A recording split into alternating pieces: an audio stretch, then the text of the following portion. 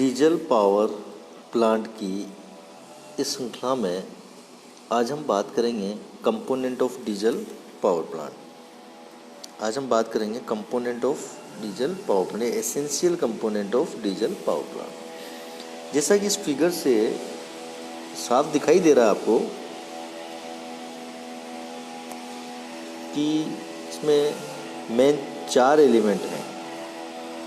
Main चार element हैं। Number 1 engine, number 2 air intake system, number 3 exhaust system, number 4 fuel system. इन चार element से मिलकर ये बनता है number 1 engine, number 2 air intake system, number 3 exhaust system and fuel system. तो हम बात कर सकते हैं कि क्या different component of diesel power plant या पावर स्टेशन होते हैं। तो सबसे पहला तो होता है एक सप्लाई सिस्टम। जो भी एक इंजन है उसका जो part of fuel supply system. In fuel supply system there are 1 storage tank. In fuel supply system there are 1 storage tank like fuel tank, right? Then fuel transfer pump and fuel tank, day fuel tank. एक और fuel tank होता है हम जिसका नाम देते हैं day fuel tank. ये तो बड़ा फ्यूल टैंक है, लेकिन जो डेली की आपूर्ति पूरी करता है उसको हम बोलते हैं day fuel tank. Storage tank is a component where oil is stored, right? तो फ्यूल सप्लाई सिस्टम के जो डिफरेंट पार्ट है वो अलग अलग होते हैं। उसमें हम बात कर सकते हैं फ्यूल पंप की, फिल्टर्स की, इंजेक्टर्स की। तो जो फ्यूल सिस्टम है वो एक टंकी से, मेन ईंधन की टंकी जो होती है उससे डेली टंकी में जाता है और उस डेली टंकी से पाइप के थ्रू इंजन में पहुंचता है। तो यहाँ हम बात करें फ्यूल सप्लाई सिस्टम की, तो storage tank is a component where oil is storeyed.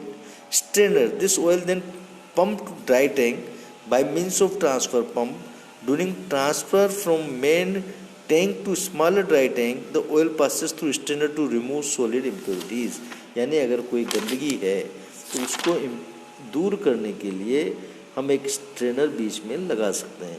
यानी जो इंजन फ्यूल सिस्टम है उसमें क्या क्या मूल अवयव है या मूल तत्व है, वो है एक तो फ्यूल स्टोरेज टैंक, एक फ्यूल फिल्टर, एक फ्यूल पंप, एक स्ट्रेनर और एक तापक एंड पाइप्स। ये मेन आपके इसमें कंपोनेंट होते हैं। तो engine, air intake system, exhaust system and fuel system, चार इम्पोर्टेंट पॉइंट्स हैं। अब हम बात करें आगे, इसमें एक होता है air intake system. This system supply necessary air to the engine for fuel combustion. It consists of a pipe for supplying of fresh air to the engine. Filters are provided to remove dust particles from air because this particle can act as an abrasive in the engine cylinder। यानी एक air filter होता है, एक duct होती है, एक supercharger होता है। एयर फिल्टर यानी वायु छानक, यानी वायु को छानने का काम करता है। उसमें अगर कोई एब्रेसिव पार्टिकल्स है तो उनको दूर करता है। और सुपरचार्जर मतलब एक्स्ट्रा डेंसिटी से जो एयर को आगे भेज सकता है।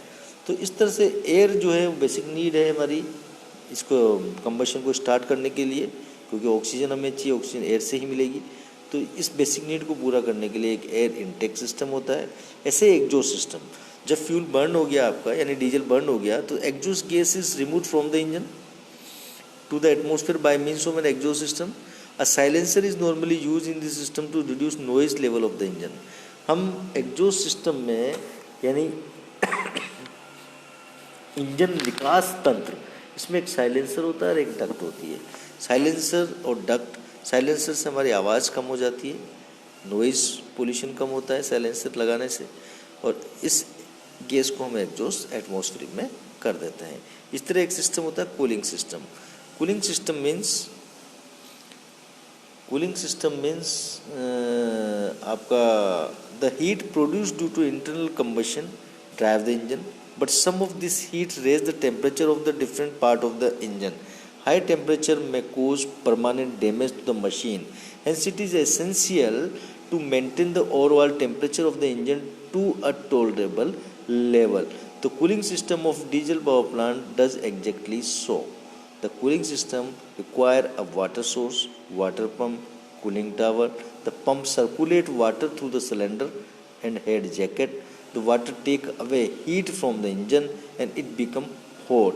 The hot water is cooled by cooling tower and is recirculated for cooling, यानी इंजन शीतक तंत्र, इंजन कूलिंग सिस्टम यानी इंजन शीतल तक तंत्र जो होता है उसमें एक कूलेंट पंप होगा, एक कूलिंग टावर होगा, एक स्प्रे पॉन्ड होगा, एक वाटर ट्रीटमेंट जल उपचार तथा छानक फिल्टर होंगे और इनसे हम कूलिंग करेंगे। ऐसे एक लुब्रिकेशन सिस्टम होगा। इस लुब्रिकेशन सिस्टम में the system minimize the wear of the rubbing surface of the engine, minimize the wear of rubbing surface of the engine. ये lubricating oil is stored in main lubricating oil tank. सबसे पहले जो lubricating oil है वो जो main lubricating oil tank होता है उसमें रखा जाता है। This lubricating oil is drawn from the tank by means of the oil pump. Oil pump के थ्रू ये लुब्रिकेटिंग ऑयल लिया जाता है and then the oil is pass through the oil filter for removing impurities. सबसे पहले इसको oil filter से पास किया जाता है ताकि अगर कोई इम्प्योरिटीज़ है तो दूर हो जाए। And then from the filtering point this clean lubricating oil is delivered to the different point of the machine where lubrication is required. The oil cooler is provided in the system to keep the temperature of the lubricating oil as low as possible. तो engine स्नेहक तंत्र में क्या क्या होता है हमने देख लिया। टैंक होता है एंड छानक होता है, तेल टंकियाँ होती है, तेल शीतक होता है एंड पाइप्स होते हैं and engine starting system for starting a diesel engine initial rotation of the engine shaft is required. This is required until the firing start and until run with its own power. For small diesel set, the initial rotation of the shaft is provided by handle, but for large diesel power plant, compressed air is used for starting. Right? तो starting system के लिए storage battery, self starter या compressed air, संपीड़ित वायु supply आदि हम कर सकते हैं। ऐसे गवर्निंग सिस्टम होता है। The function of the governing system is to maintain the speed of the engine constant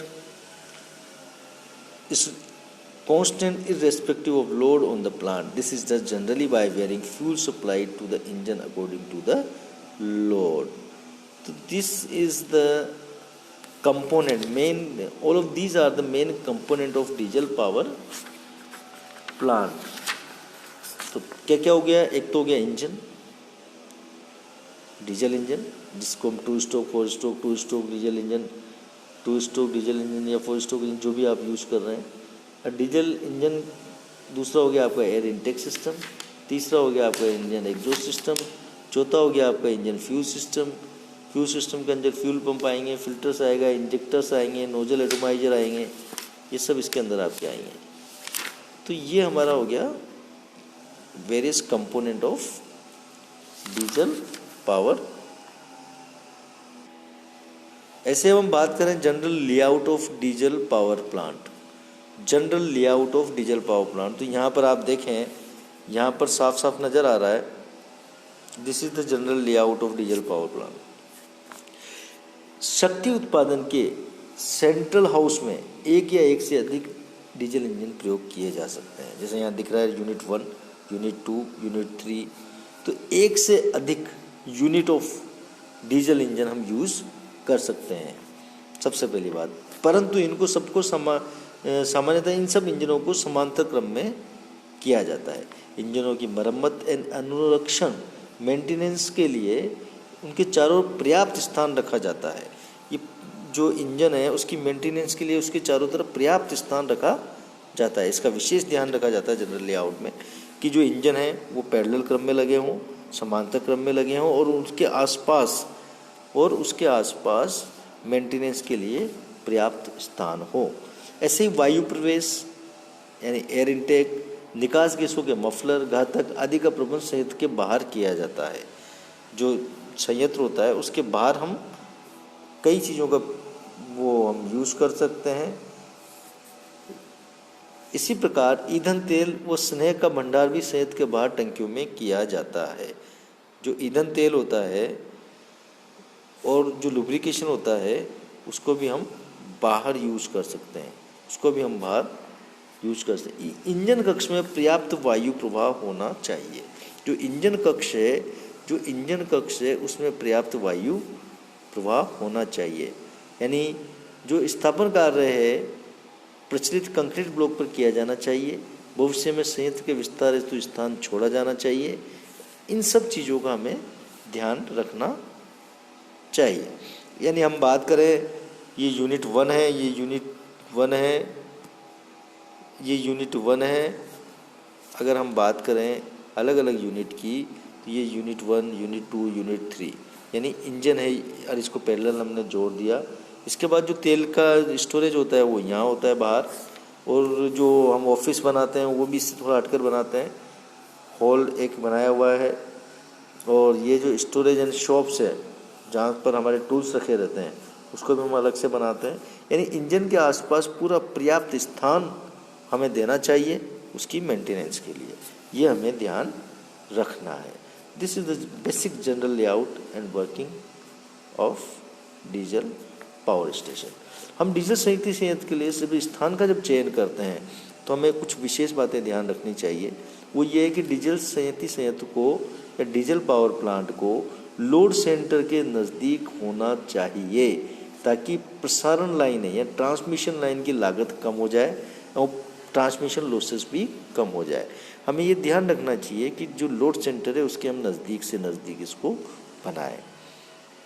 और जो प्लांट है डीजल पावर या लेआउट जो है उसके में हम पर्याप्त स्थान वायु और जल के लिए रखें।